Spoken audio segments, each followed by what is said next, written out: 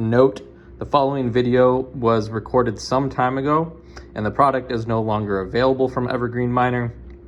I have been catching up on my backlog of video content to edit, and I'm just releasing this video now, months later. How's it going? Motor City Miner here, coming at you from my basement mini miner farm, because we are going to finally set up the Voscoin Tails Edition Evergreen Miner, the Pro Kit specifically, that comes with 10 hard drives and the hub. You can see the hub on top. Again, with the new form factor and the injection molded cases, the hub is slightly narrower in thickness than the others, so you can kind of pinpoint what one is the hub without having to look at the back. But yeah, got our 10 hard drives, the hub, Ethernet cable, giant PSU, and all the cables associated with it here. So we're gonna essentially, first we're gonna set up just the hub. So we're gonna plug that in and see if we can get it registered in that. And then once that's up and running, we will start adding the hard drives. So I'm gonna actually do what I've done in the past. I'm gonna put this guy up here for some aerial coverage, brought to you by, I don't know, Voscoin Tails Edition, I guess.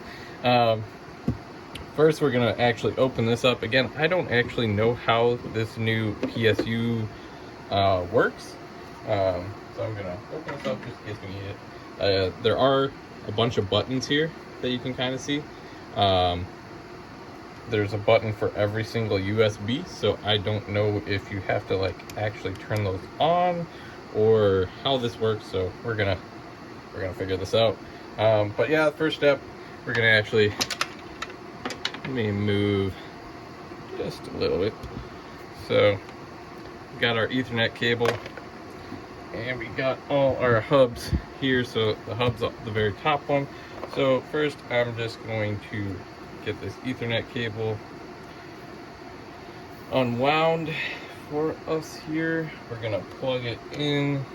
So the Ethernet port is on that location there. Just get that plugged in. Then I will plug this into my network switch, which is nearby. I have a whole bunch of them over here for my mini miner farm. So obviously, you know, your situation will be whatever you personally have.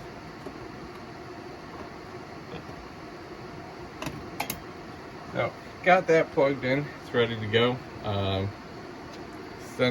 Actually, looks like this is a little extra tangled. So got that all ready. So the first thing we're gonna do is have to power on the hub. So we got these splitters, which are a little more robust than what comes with the standard kit. I don't know if this is what comes standard now, but it is definitely more robust than what I got with my very first one. So you can see it is actually a 6-way splitter now. So, and they're all cord managed to different lengths, assuming that you're powering all the same ones in a stack. So, you know, there's five hard drives, and then plus the hub, there's 6. So got all the different lengths here. So with the hub on top, we're going to use the longest for the actual hub. So that's going to be this guy here. So we're going to plug that in to the power port. There we go. Now, and then I'm going to plug the PSU in. I don't know how loud this PSU is going to be. It does look pretty robust. Kind of more like a server PSU. So hopefully it's pretty quiet. All right, you can see the lights did turn on, so we do got power. Let me pull this down for a second. Yep, we got the red light there. So we'll let it sit for a couple minutes, see if it changes to any other color, and then we'll have to hop over into the app. But we'll see what it does here once it's fully booted. Not really sure what all these buttons do. Okay, so you can turn off the hard drives individually. So I don't have any of them plugged in right now, but it looks like if you press this button, it does, you can see it turns off the light. So you could individually turn on and off hard drives. If you're trying to troubleshoot, that could come in really handy. I know on my original unit when I was troubleshooting. It was really hard to figure out where the problem was, so that is kind of a nice touch that you can go ahead and individually turn off, you know, specific USBs. So that's pretty cool. Again, don't have any of the hard drives plugged in yet. So looks like we still got a red light here. So we'll give it a couple minutes and see if this updates. So the light just started blinking for a brief second, blue. There it goes again. It has shown up in the app, so just kind of waiting for it to start up here. It does take a while to do its initial installation, you know, associate it with your account. You can watch one of my prior videos linked down below on the whole entire process there. But yeah, just waiting for it to fully boot up here and load into the system. So once that's successful, we'll start adding some hard drives. Alright, so it looks like it's all set in the app. We're going to put the phone back up here. We're going to try and get our first hard drive on. So we're going to need these data cables over here. Let's see. Just work our way down one at a time, I guess. It's very stiff cable, so within this wrap section here, so just an FYI.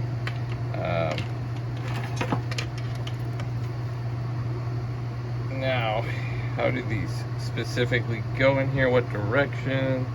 Looks like they're supposed to face down.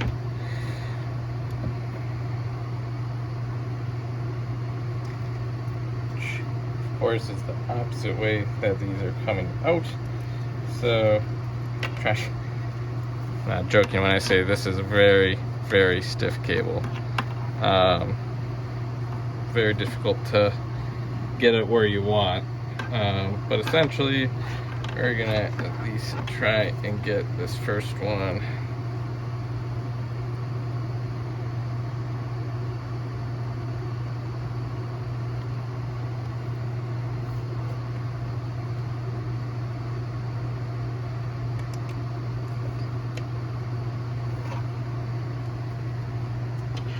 And then, since we're getting the second highest one, we're going to use our second longest power cord.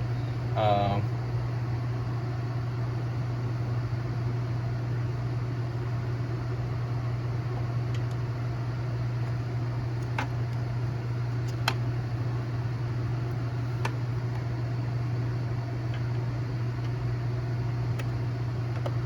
we go. See if that drive boots up and gets working on there. And hopefully it starts mining and stops blinking blue. Be right back. So it's been a few minutes and I've had no luck, but it's because I am really dumb and I forgot a very important step. So again, this is probably because it's different than what I'm used to. So normally you would connect these hard drives directly to the USB port in the back of your hub, but since we have this giant hub over here, it's actually just the one USB, and I just completely forgot to put that in. So you're going to want to put that into your Raspberry Pi. So there we go, that should actually get that drive connected. So just user error there, but yeah, don't forget to do that if you do indeed buy this massive one. So it should pop up here in a second, and hopefully we'll start mining, at least with one hard drive. Alright, it's hard to tell, but this actually is indeed a green light. You can tell by the reflection on my hand. So we are finally mining, according to the light on here. So we're going to go to the pool, go look on my computer and see if it is indeed showing up. With this plastic, I think it's just looking not green, like the glow within the actual plastic. It kind of looks red, but it is actually, yeah, lighting up green outside. So we're gonna go head over to my computer, check and see if this is actually showing up on the pool. All right, so it does look like it finally registered on the pool. only 1 terabyte so far effective, but you know, that'll increase over time. But it does appear we are up in mining, so I'm gonna go plug in a bunch more of those hard drives. Hopefully we can get them all up and running here real shortly.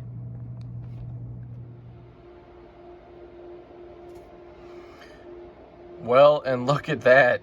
We somehow jumped ahead like 6 whole months, because apparently I never finished this video, and I never actually made the final segment of this video either, where I show that it is up and operating. So as you can see, we clearly are up and operating, and have been for 6 months now.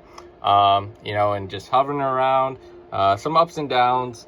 And again, everything on Space Farmers, which is what Evergreen now uses, is in TB, not terabytes. Very different.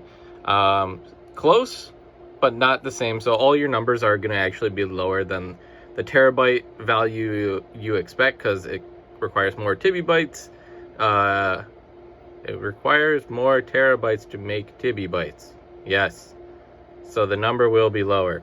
So kind of confusing there.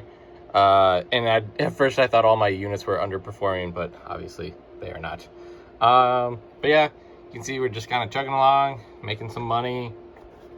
We have found some blocks again, which is nice because that's a bonus fee. So you can see we've gotten 1 prior to the CHIA halving and 2 post CHIA halving, at different values. So really bad luck for a while, but then some good luck. But again, this is on top of your daily earnings. It's not factored into any earnings calculator. And something cool on the CHIA blockchain, where the farmer that actually finds the block always, even when you're pool mining, gets the farmer reward. So cool stuff there. But yeah, sorry for the delay in getting this one out to the masses. I have had this unit for 6 months, and it's been working great. And actually have more expansion units on the way. Not really getting big into CHIA farming by any means, not like Vosk or anything like that. But I have always wanted to run about 20 hard drives, just to have enough to, like, you know, consistently get payouts and see where CHIA goes. I do think it's an interesting project. I don't love everything about it, but I don't love everything about every blockchain project. So there's pros and cons to a bunch of things, but I think it's an interesting take on blockchain, so excited to see where it'll go. So that's all I got today on my Vosk coin, or that's all I got for the last few months on my Vosk coin Tails Edition CHIA miner. You know, it's been working great. No complaints. They've been great to work with. And excited to get a few more hard drives here soon. Until next time.